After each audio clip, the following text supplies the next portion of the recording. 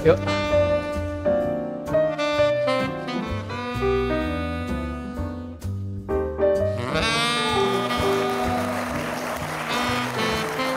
Again, I'm glad to be back. It is indeed an honor privilege to be back to Gajah Mada, and especially welcoming all of you to this very interesting program. When I heard about it from Pak Didi about the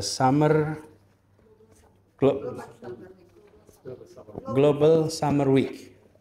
Global Summer Week, where students from places that often so far join study here. By the way, how many of you who are here visiting Indonesia for the first time? Can you raise your hand? First time. How many of you thank you. Raise your hand when you're from Indonesia. Raise your hand. Okay. So it's quite a balance of international students and domestic students.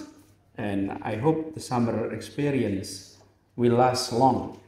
I had the similar experience when I was a student, joining a summer program, and that experience stays with me until today. And in fact, the subject that I was invited to speak on sustainability, green economy, green leadership, is something that is so close, so dear to me. I was still a student in the Faculty of Economics, 1993, third year, entering a competitions, an essay competition, writing competitions, to get a scholarship to do a summer program, just like this. And the summer program was in Sophia University in Tokyo. And I was fortunate that I got the scholarship. I spent a summer in Sophia University. But the essay that I wrote is about how do we integrate two words into one action. What are the two words? Economy and ecology. Because then economy goes into one direction, ecology goes in other directions. How do we integrate these two that has the same root, oikos nomos and oikos logos? But for some reasons, it diverted its journey between economy and ecology.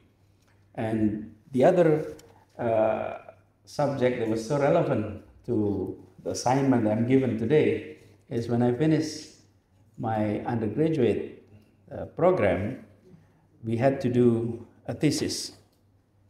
In Bahasa Indonesia, we call it skripsi, undergraduate thesis. And my undergraduate thesis at that time was about multinational corporations and its environmental policies. The question is simple. We have so many international multinational corporations operating in Indonesia.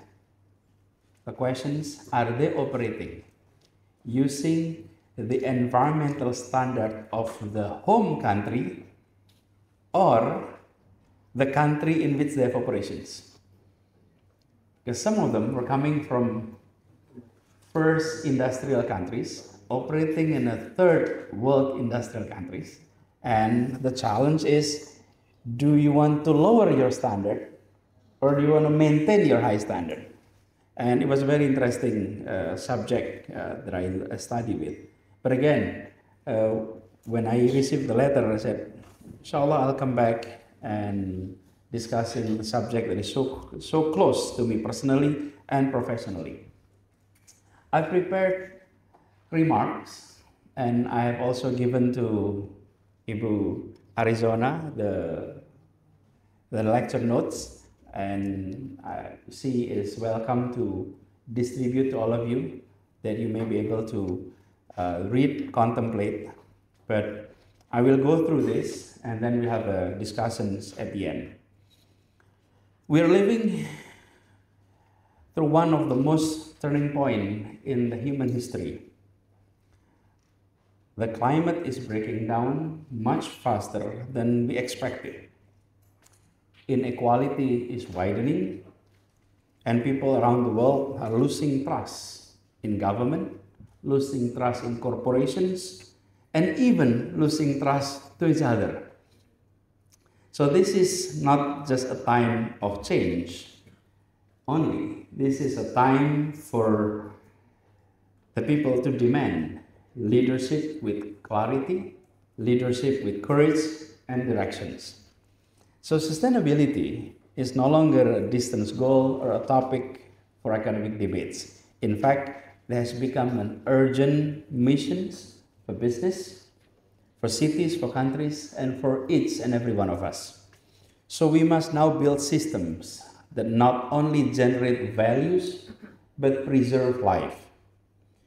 This means changing how we think about growth, how we think about success, how we think about leadership itself.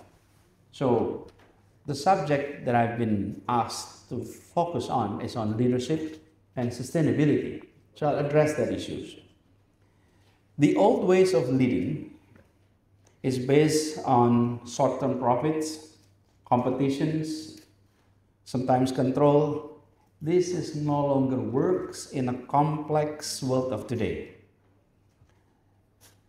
We have shared problems, and the issue of climate change, it's no longer issues that is faced by certain countries, but it is a worldwide issues. It doesn't recognize company boundaries, it doesn't recognize national boundaries, and we need a different kind of leadership. Leadership that can connect across sectors, leadership that can connect across interests, and can connect across cultures. That kind of leadership began not with a plan, but with a story. So the term I'll be using is narrative leadership. Narrative leadership is about helping people to see bigger picture and to place them within that big picture. It's about offering visions of the futures that feels possible, that feels meaningful and worth working for. Because people don't just follow strategies, they follow stories. It is not only about strategies. And without a story of where we are going, no one will walk with us. So if you don't share the narratives, the story, even though you have strategy, it doesn't inspire people to be with you. So let's think about it.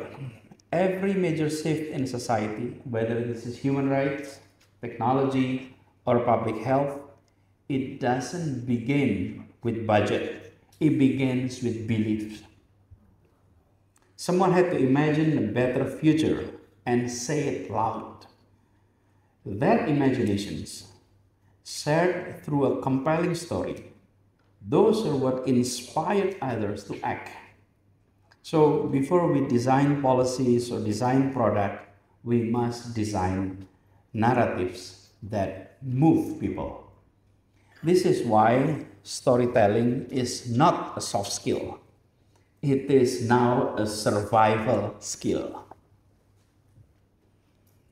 A strong narrative can unite people with different roles, different backgrounds, and different goals around shared purpose. It can help investors to understand long-term values.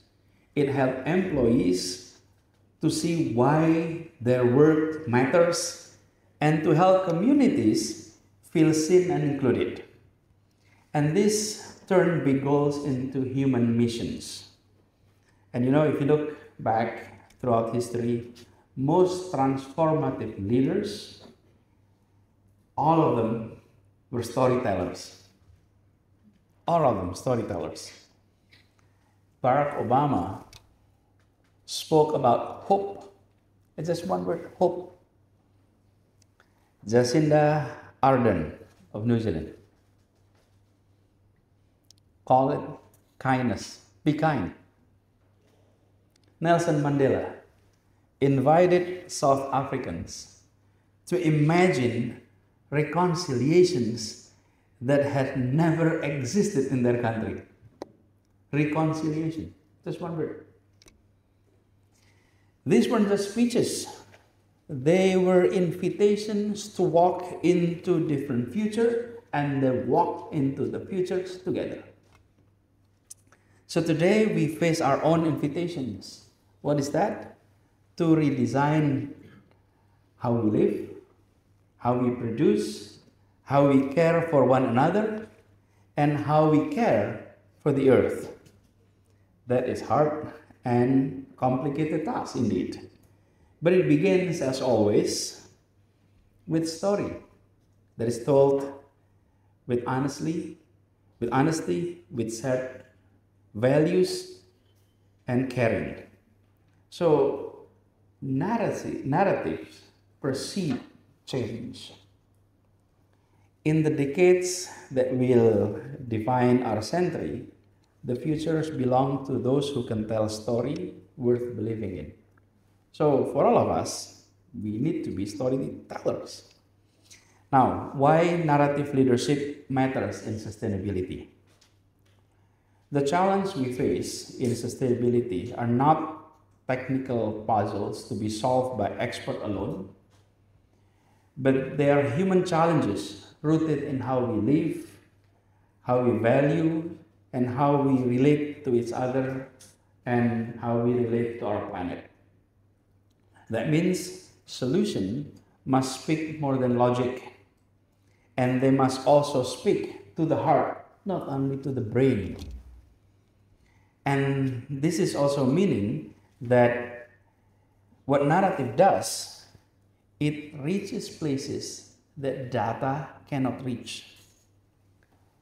Let me underline. Data gives you the facts, but it's narratives that give us the meaning.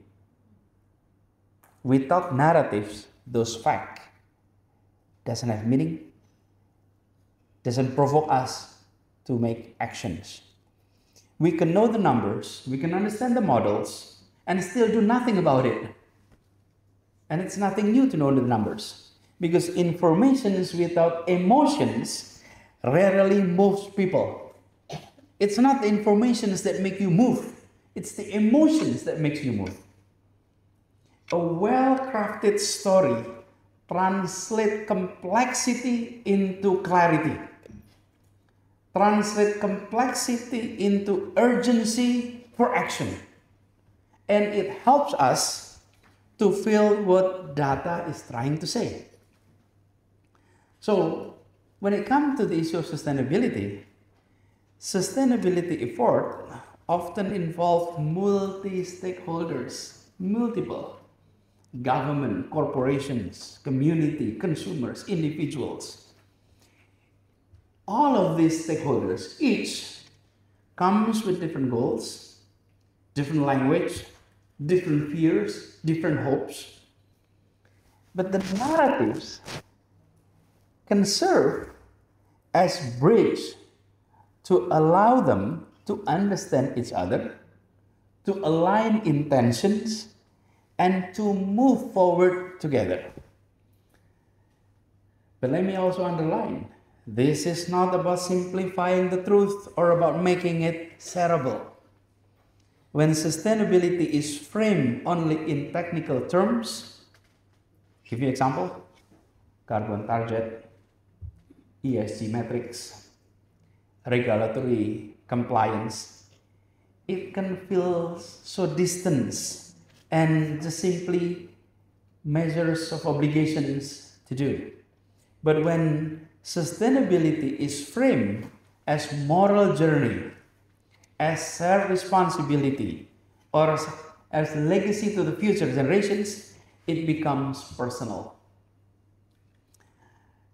You know, we all realize that people don't mobilize for checklists. They mobilize because the cause that speak to who they are. It's the cause that people inspire to move. You know Greta Thunberg. She said, simple line, our house is on fire. It's a simple line, just 5 words, and yet it ignited a global movement. She didn't use a graph, she didn't use policy brief, there is no charts, but she used a story. She used a simple and powerful metaphor that turned climate change into something you could feel, something you could imagine, and then something that sparked you to act. This is in contrast with years of scientific reports, and it's nothing new. I remember 1992, I was still a student. There was a report on sustainability, and there was a world conference in Rio de Janeiro about the threat of global warming. It was 1992, more than 30 years ago. But you know, this may be full of evidence, but often ignored. It's not that people don't care, it's because caring needs container, and narrative is the container. Data, again, without emotion, is simply informations. And because narrative is its container, it is even more urgent to look at narrative as keyword in spreading our understanding and our concern about environment. But also, let me underline that narrative is key to building trust. In the age of skepticism, people want to know not just what you're doing, but why we're doing it.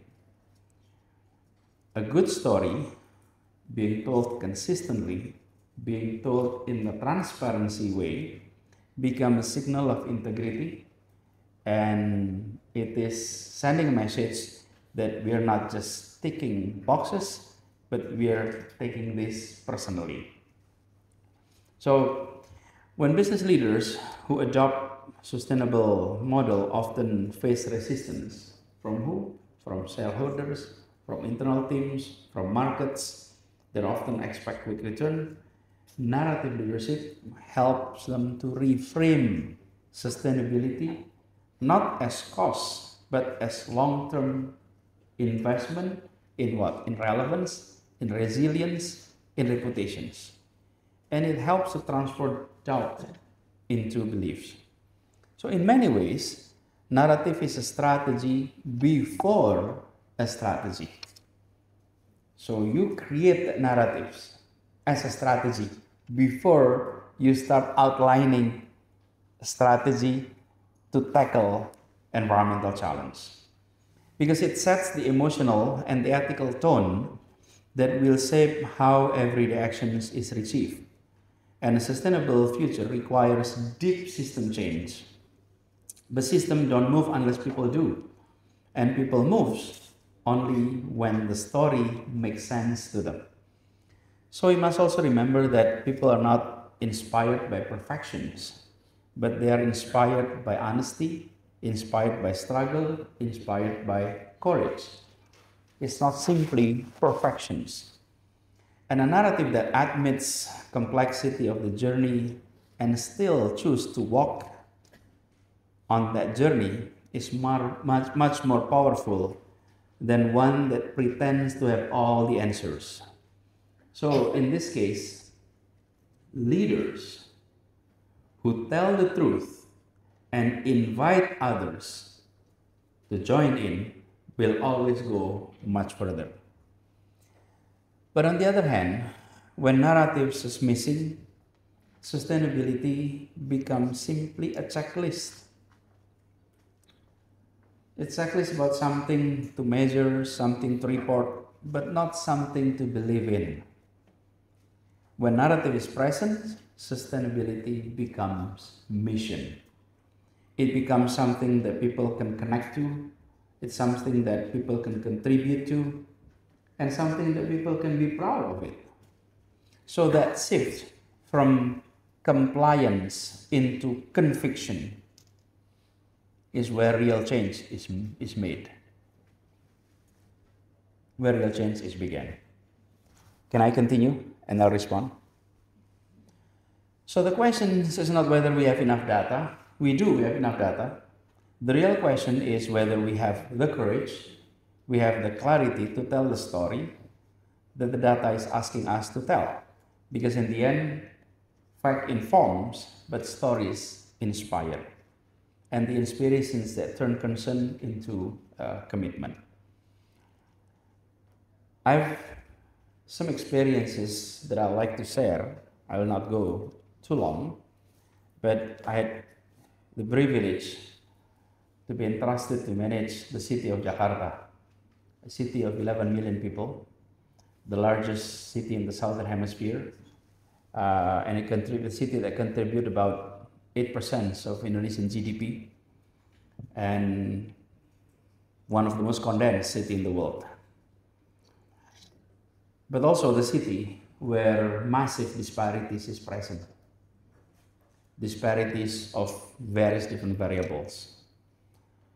And our challenge when we manage that city is there's so many stakeholders. We need to come up with a narrative that can move everyone into set missions, into same goals, into same purpose. And the narratives is about equality. City that is created for everyone. That city that belongs to everyone. That was the narratives. And then with that narratives, we invite everyone to get involved. And with that narratives, we invite the bureaucracy to translate that into programs. So I often use 3 different levels of process into actions. Ideas translate into narratives, and narratives translate into action. So action is the 3rd step. The first step is ideas, narrative, action. In bahasa Indonesia, gagasan, narasi, karya. If we focus so much on actions, no narratives, we may not have shared purpose. But without idea, narratives can have no meanings. So we start with idea. The idea of in our experience is on creating a city that belongs to everyone, translate that into narrative, translate that into actions in various different departments. Give me one example. Equity in transportations. When you look at roads that is built, if you come to visit Jakarta today, you may be seeing sidewalks for pedestrians. But when we started our tenure in Jakarta, there is no such a pedestrian area for pedestrian. Almost all roads were for drivers, not for walkers. There is no place for walkers. So you go to main road in Jakarta, you have to drive to enjoy the road. But if you want to walk, there's no place to walk. So you have to have purchasing power to buy vehicles to enjoy the city. But if you don't have purchasing power to buy vehicles, you don't enjoy the city. So when that message of equality, that the city belongs to everyone, let's make sure that even walker can enjoy our city. We built no less than 300 kilometers of sidewalks across Jakarta in 4 years. And when that's done, there's a different feeling. And in the process of the making, we engage everyone. Why? Because this is not only government program, but this is movement for everyone. So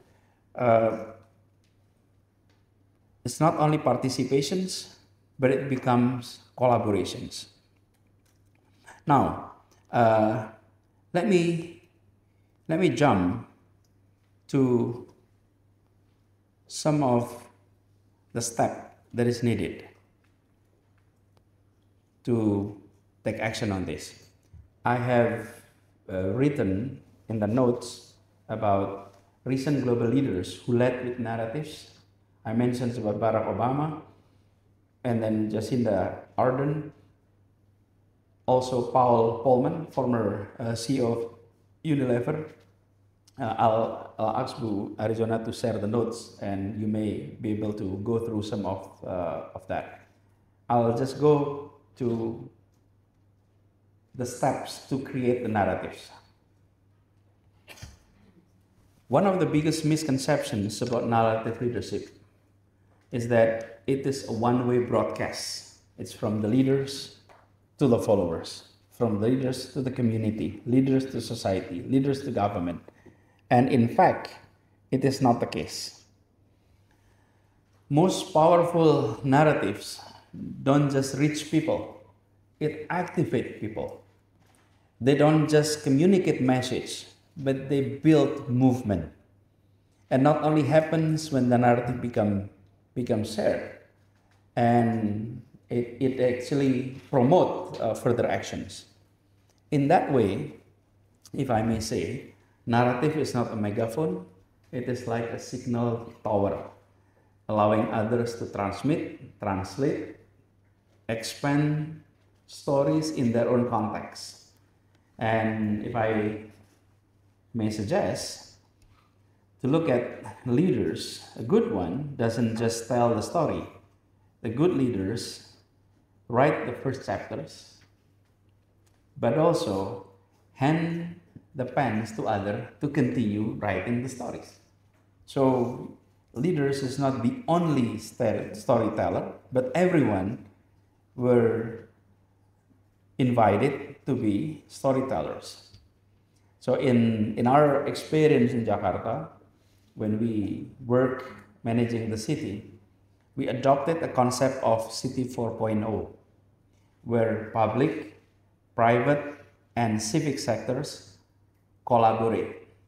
In the city management, there is City 1.0, 2.0, 3.0, 4.0. The difference is how government view themselves. Government as regulator, government as service provider, government as participant, and government as collaborator. Those are the stages. When government as collaborator, then you invite everyone to collaborate. But when government simply as regulator, you don't invite people to collaborate. When government serves simply as service provider, you don't invite people to collaborate. So that approach requires leadership that send narratives so that the public in general are willing to collaborate. So when narrative is clear and when narrative is open, it creates space for others to actually involve and find their roles. And it shows them how their daily work, even small, can contribute to a bigger purpose. And narratives also help us to move from ego system to ecosystems, from isolated efforts to interdependent collaborations. And they help people to see leadership is not limited to those with titles or with budget, but everyone can lead because everyone can create and everyone can carry story forward. So this kind of leadership will require humility. It means stepping back, listen deeply, and allowing others to reshape the story as it spreads. It's no longer about being the loudest voice in the room, but it's about creating a room where many voices can be heard and many hands can be a help.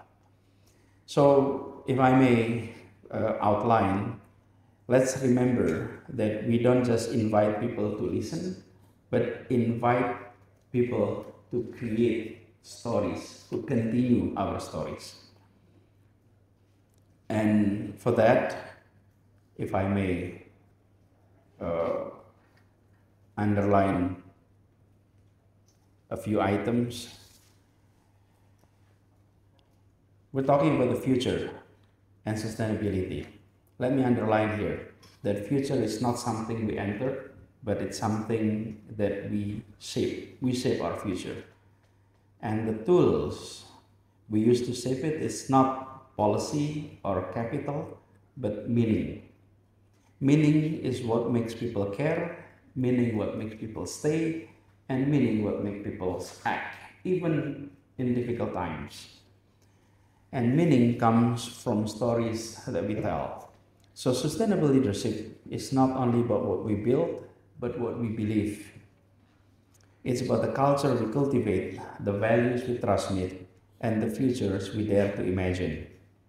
So leadership today is not about commanding actions, but about animating convictions. The challenges of this century is not short term.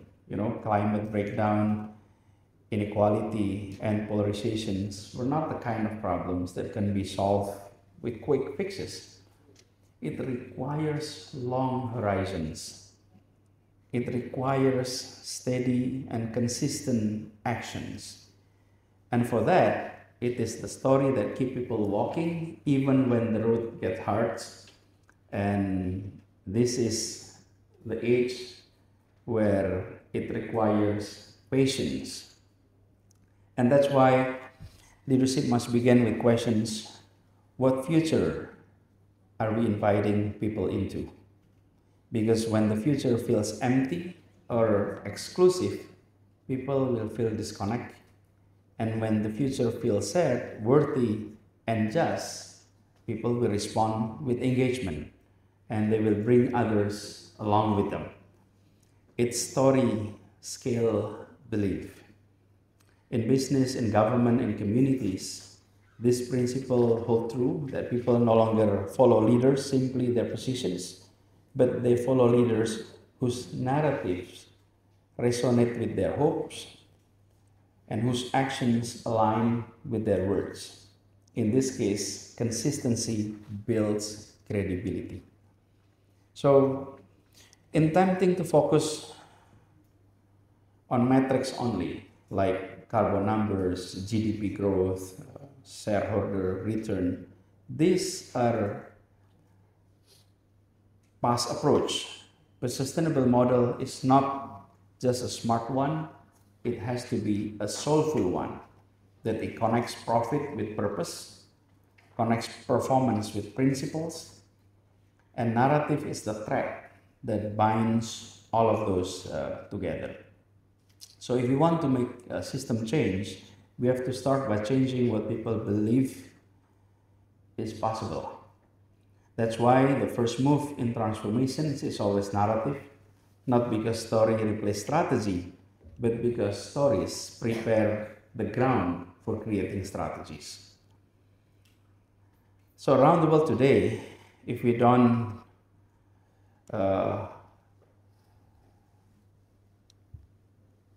reflect deeply, then we see situations where there's so many innovations, and we don't lack of innovations.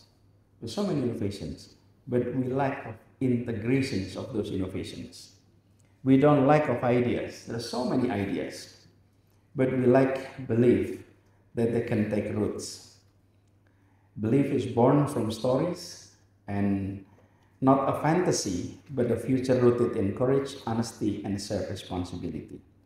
So whatever role you play in your organizations, in your circle, in your groups, remember, be a leader of the futures, meaning be a leader that can create narratives, that can create stories, that can create narratives to invite people to join, to work together, and to achieve shared mission, shared purpose.